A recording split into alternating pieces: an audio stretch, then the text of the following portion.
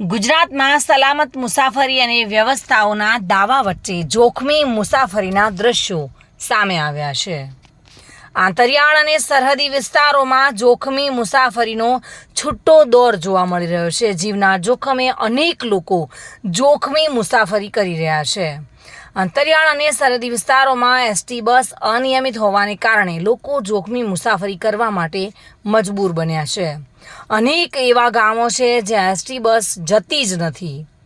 સલામત મુસાફરી અને વ્યવસ્થાઓના દાવા વચ્ચે આવા મુસાફરીના દ્રશ્યો સામે આવતા હોય છે. પોલીસ અભિયાન ચલાવે છે, પરંતુ 10 દિવસ બાદ પરિસ્થિતિ એ જ જગ્યા પર પહોંચી જાય છે. જો કે આવા વાહનો સામે કાર્યવાહી કરવાની જવાબદારી આરટીઓની છે, છતાં આરટીઓ કાર્યવાહી કરતી નથી અને વારંવાર આવા જોખમી સ્ટન્ટ, જોખમી મુસાફરીઓ સામે આવતી હોય છે અને ઘણીવાર અકસ્માતનો ભોગ બનતા હોય છે.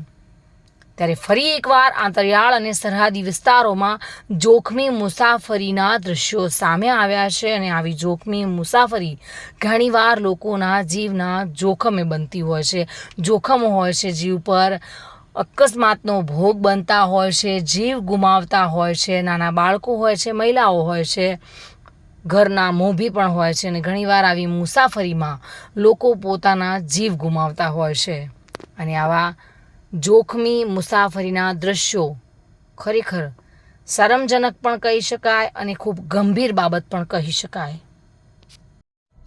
જીતેન્દ્ર સોલંકી સાથે bureau report, today Gujarati news.